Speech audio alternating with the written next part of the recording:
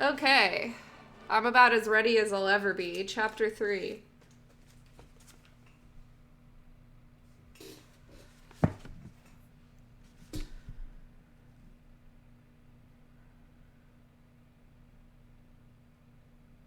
Outside in the garden, it was playtime.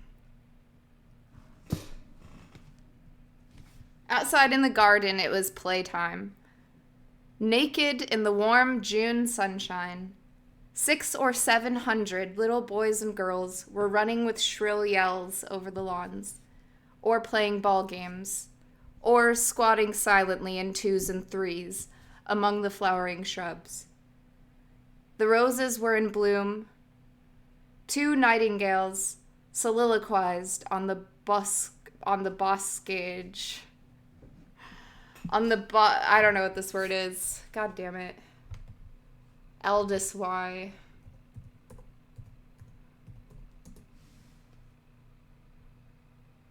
Mast trees or shrubs. Okay, this might be loud. Warning. Boskage. Okay. Nailed it.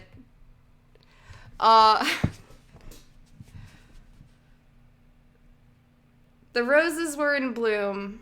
Two nightingales soliloquized on the boskage. A cuckoo was just going out of tune among the lime trees. The air was drowsy with the murmur of bees and helicopters. The director and his students stood for a short time watching a game of centrifugal bumble puppy. 20 children were grouped in a circle round a chrome steel tower. A ball thrown up so as to land on the platform at the top of the tower rolled down into the interior, fell on a rapidly revolving disc, and was hurled through one or other of the numerous apertures pierced into the cylindrical casing, and had to be caught.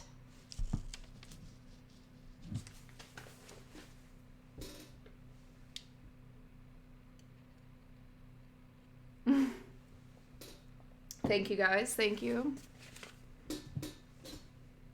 Centrifugal bumble puppy.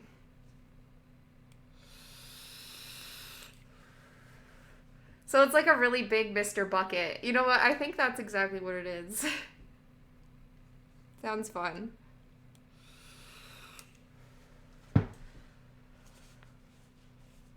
Strange, mused the director as they turned away.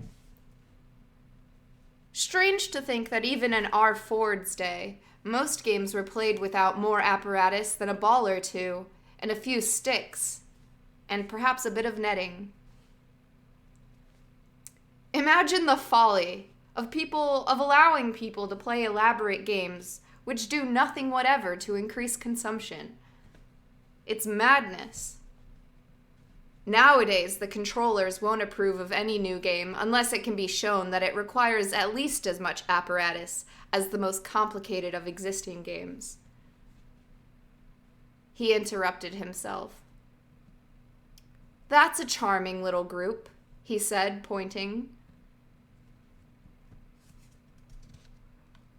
In a little grassy bay, between tall clumps of Mediterranean heather, two children, a little boy of about 7 and a little girl who might have been a year older, were playing, very gravely and with all focused attention of scientists intent on a labor of discovery, a rudimentary sexual game. Charming, charming, the DHC repeated sentimentally. Charming, the boys politely agreed. But their smile was rather patronizing. They had put aside similar childish amusements too recently to be able to watch them now without a touch of contempt. Charming, but it was just a pair of kids fooling about. That was all. Just kids. I always think, the director was continuing in the same rather maudlin tone, when he was interrupted by a loud boo-hooing. From a neighboring shrubbery emerged a nurse, leading by the hand a small boy who howled as he went. An anxious-looking little girl trotted at her heels. "What's the matter?" asked the director. The nurse shrugged her shoulders. "Nothing much," she answered. "It's just that this little boy seems rather reluctant to join in the ordinary erotic play. I'd noticed it once or twice before, and now again today. He started yelling just now." "Honestly," put in the anxious-looking little girl, "I didn't mean to hurt him or anything, honestly." "Of course you didn't, dear," said the nurse reassuringly. "And so," she went on, turning back to the director, "I'm taking him in to see the assistant superintendent of psychology, just to see if anything's at all abnormal." "Quite right," said the director. "Take him in. You stay here, little girl," he added as the nurse moved away with her still howling charge.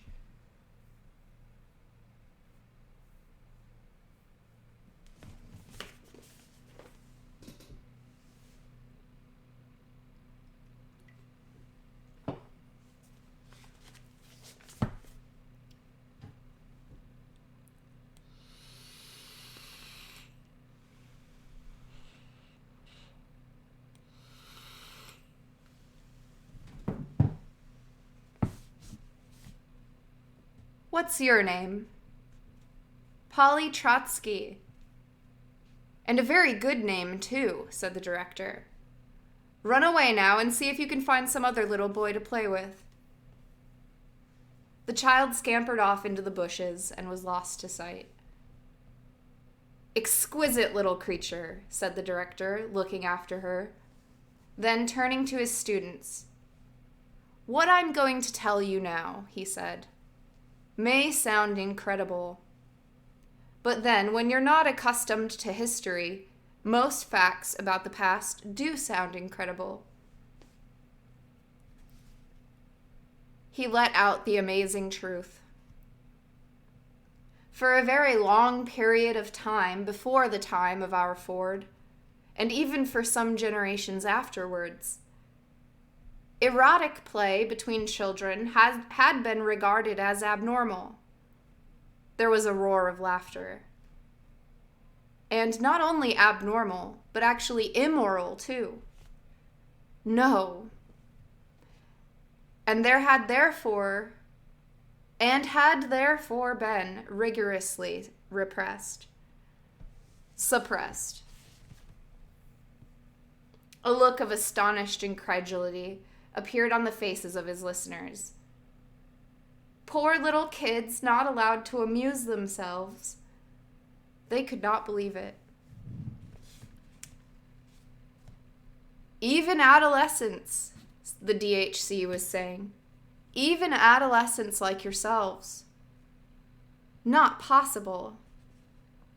Barring a little surreptitious autoeroticism and homosexuality, absolutely nothing." Nothing? In most cases, till they were over 20 years old. 20 years old, echoed the students in a chorus of loud disbelief. 20, the director concluded, or repeated. "I told you that you'd find it incredible." "But what happened?" they asked. "What were the results?" "The results were terrible," a deep, resonant voice broke startlingly into the dialogue. They looked around. On the fringe of the little group stood a stranger, a man of middle height, black-haired, with a hooked nose, full red lips, eyes very piercing and dark. "Terrible," he repeated. The DHC, the director of hatcheries and conditioning, had at that moment sat down on one of the steel and rubber benches conveniently scattered through the gardens. But at the sight of the stranger, he sprang to his feet and darted forward, his hand outstretched, smiling with all teeth, effusive. Controller! What an unexpected pleasure. Boys, what are you thinking of? This is the controller. This is his Ford ship, Mustafa Mond. In the 4,000 rooms of the center, the 4,000 electric clocks simultaneously struck 4. Discarnate voices called from the trumpet mouths. Main day, shift off duty. Second day, shift take over. Main day, shift off. In the lift on their way up to the changing rooms, Henry Foster and the assistant director of predestination rather pointedly turned their backs on Bernard Marx from the Psychology Bureau. Averted themselves from that unsavory reputation. The faint hum and rattle of machinery still stirred the crimson air in the embryo store. Shifts might come and go. One lupus-colored face give place to another. Majestically and forever, the conveyors crept forward, with their future load of men and women. Or with their load of future men and women. Lenina Crown walked briskly towards the door.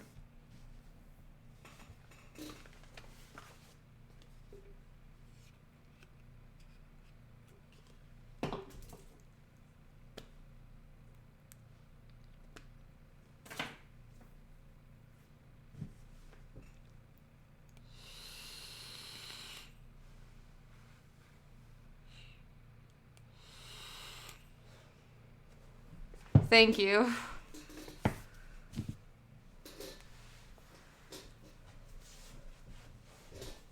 His Ford ship, Mustafa Mond. The eyes of the saluting students almost popped out of their heads. Mustafa Mond, the resident controller for Western Europe. One of the 10 world controllers. One of the 10. And he sat down on the bench with the DHC. He was going to stay. To stay, yes. And actually talk to them. Straight from the horse's mouth. Straight from the mouth of Ford himself.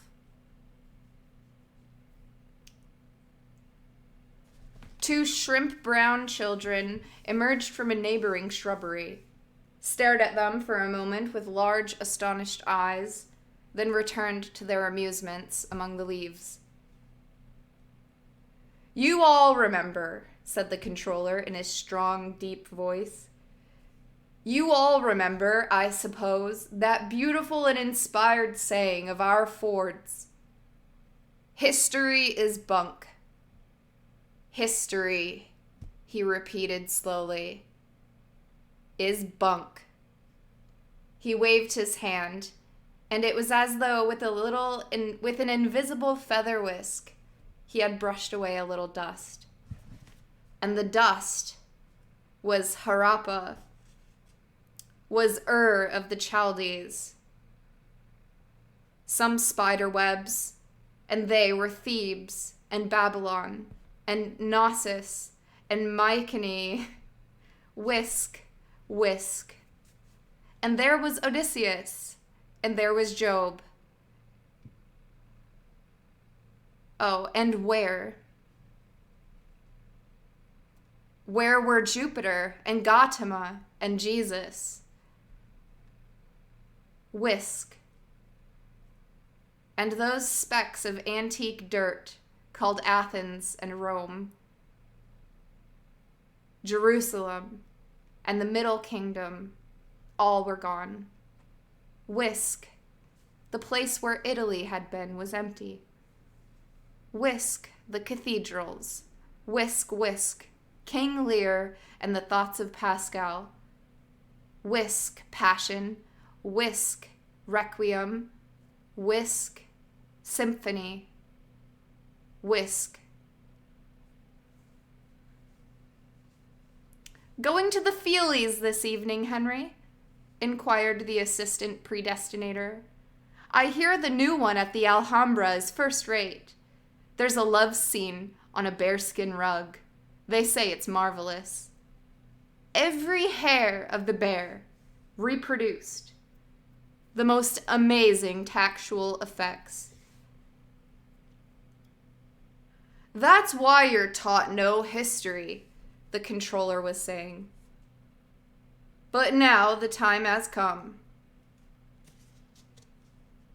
The DHC looked at him nervously. There were those strange rumors of old forbidden books hidden in a safe in the controller's study. Bibles, poetry. Ford knew what. Mustafa Mond intercepted his anxious glance, and the corners of his red lips twitched ironically. It's all right, Director, he said in a tone of faint derision. I won't corrupt them. The DHC was overwhelmed with confusion.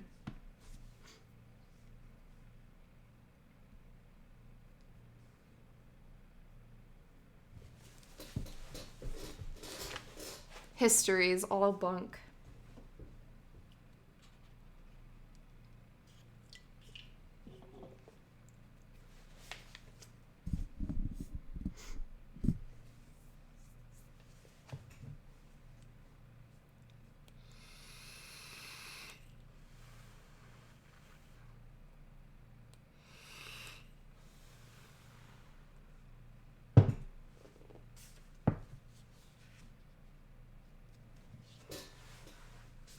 Those who feel themselves despised do well to look despising.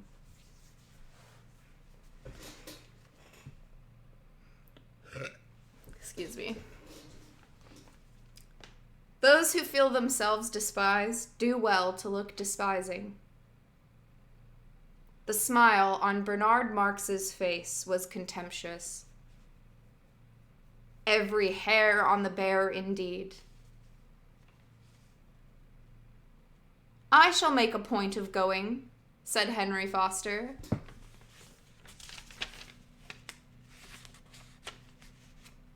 I shall make a point of going, said Henry Foster. Mustafa Mond leaned forward, shook a finger at them. Just try to realize it, he said, and his voice sent a strange thrill quivering along their diaphragms. Try to realize what it was like to have a viviparous mother. The smutty word again. But none of them this time dreamed of smiling. Try to imagine what living with one's family meant. They tried, but obviously without the smallest success. And do you know what a home was? They shook their heads.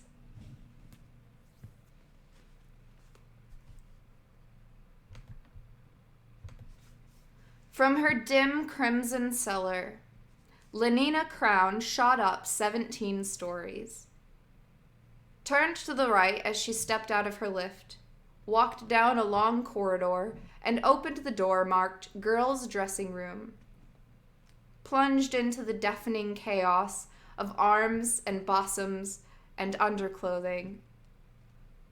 Torrents of hot water were splashing into or gurgling out of 100 baths. Rumbling and hissing, 80 vibro vacuum massage machines. Torrents of hot water in 100 baths, Rumbling and hissing, 80 vibro vacuum massage machines were simultaneously kneading and sucking the firm and sunburnt flesh of 80 superb female specimens. Everyone was talking at the top of their voice. A synthetic music machine was warbling out a super cornet solo. "Hello, Fanny," said Lenina to the young woman who had the pegs and locker next to hers. Fanny worked in the bottling room, and her surname was also Crown. But as the 2,000 million inhabitants of the planet had only 10,000 names between them, the coincidence was not particularly surprising. Lenina pulled at her zippers. Downwards on the jacket. Downwards with the double-handed gesture at the two held... Oh, God. Okay, this is so hard, you guys. Fanny Crown worked in the bottling room. There were 2,000 million inhabitants of the planet that had only 10,000 names between them. Lenina Crown pulled at her zippers, downwards on the jacket, downwards with a double-handed gesture at the two that held the trousers, downwards again to loosen her undergarment. Still wearing her shoes and stockings, she walked off towards the bathrooms. Home. Home. A few small rooms, stiflingly over-inhabited by a man, by a periodically teeming woman, by a rabble of boys and girls of all ages. No air, no space. An under-sterilized prison. Darkness, disease, and smells. The controller's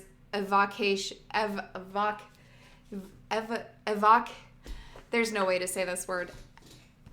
The controller's evocation was so vivid that one of the boys, more sensitive than the rest, turned pale at the mere description and was on the point of being sick. Lenina got out of the bath, toweled herself dry, took hold of a long, flexible tube plugged into the wall, presented the novel to her breast as though she meant to commit suicide,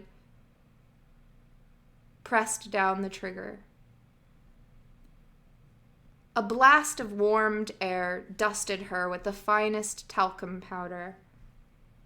8 different scents and eau de cologne were laid on in little taps over the wash basin. She turned on the third from the left, dabbed herself with Kypra. I should just keep Google open at this point. Kuiper?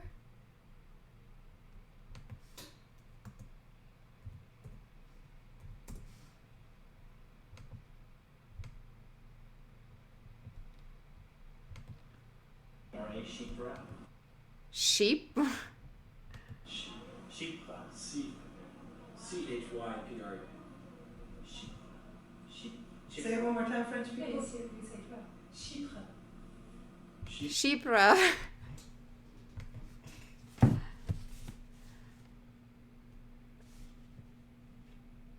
And carrying her shoes and stockings in her hand, went out to see if one of the vibro vacuum machines were free.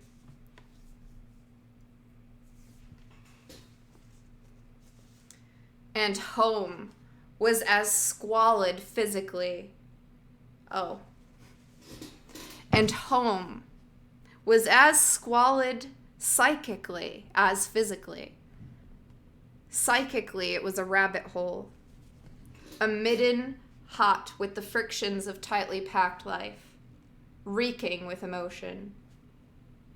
What suffocating intimacies, what dangerous, obscene relationships between the members of the family group. Maniacally, the mother brooded over her children. Her children. Brooded over them like a cat over its kittens. But a cat that could talk. A cat that could say, my baby, over and over. My baby, and oh, at my breast, the little hands, the hunger, and that unspeakable, agonizing pleasure. Till at last my baby sleeps, with a bubble of white milk at the corner of his mouth. My little baby sleeps. Yes, said Mustafa Mond, nodding his head. You may well shudder.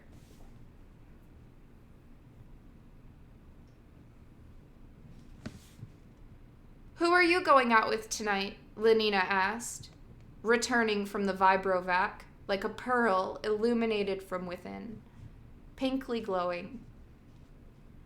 Nobody? Lenina raised her eyebrows in astonishment.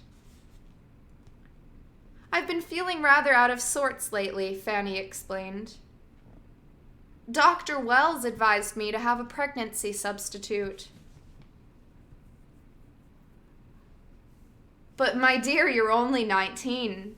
The first pregnancy substitute isn't compulsory until 21.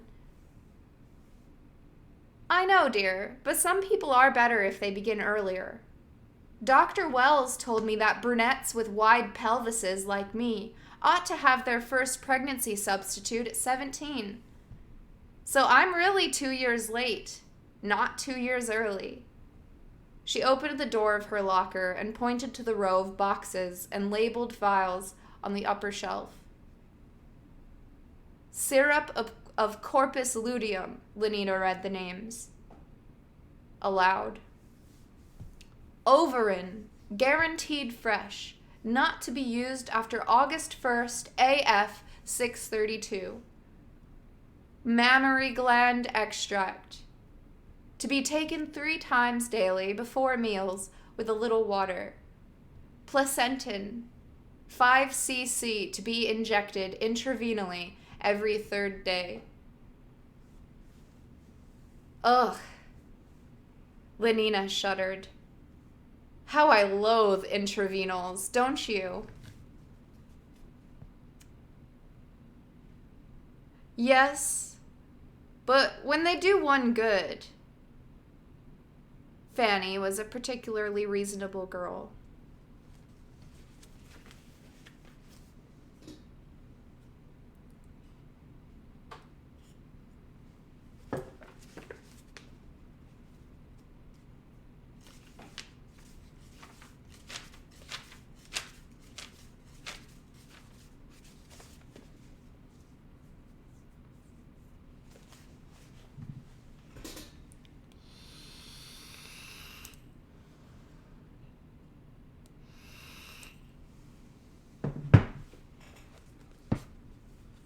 Our Ford, or our Freud, as for some inscrutable reason he chose to call himself whenever he spoke of psychological matters. Our Freud has been the first to reveal the appalling dangers of family life. The world was full of fathers, was therefore full of misery, full of mothers, therefore of every kind of perversion, from sadism to chastity, full of brothers, sisters, uncles, aunts, full of madness and suicide.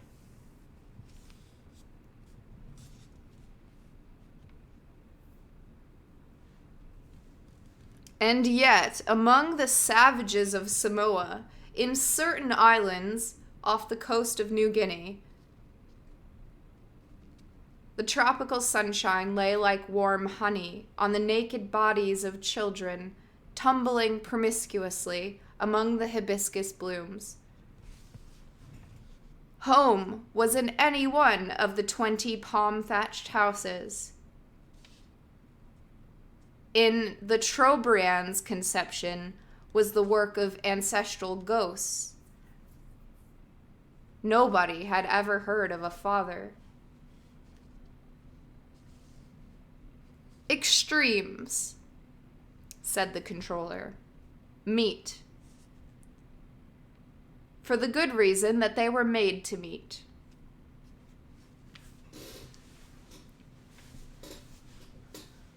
Dr. Wells says that the 3 months pregnancy substitute now will make all the difference to my health for the next 3 or 4 years. Well, I hope he's right, said Lenina. But Fanny, do you really mean to say that for the next 3 months you're not supposed to? Oh, no, dear. Only for a week or 2, that's all. I shall spend the evening at the club playing musical bridge. I suppose you're going out? Lenina nodded. Who with? Henry Foster. Again? Fanny's kind, rather moon-like face took on an incongruous expression of pained and disapproving astonishment. Do you mean to tell me you're still going out with Henry Foster?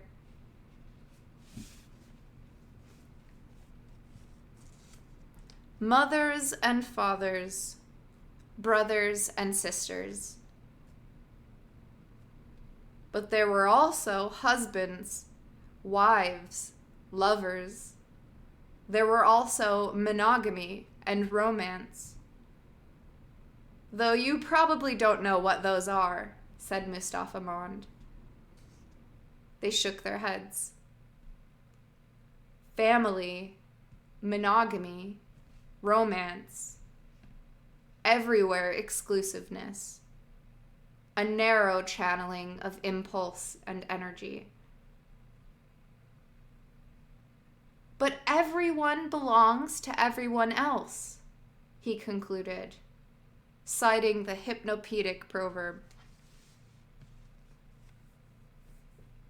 The students nodded, emphatically agreeing with a statement which upwards of 62,000 repetitions in the dark had made them accept, not merely as true, but as axiomatic, self-evident, and utterly indisputable. I have to pee.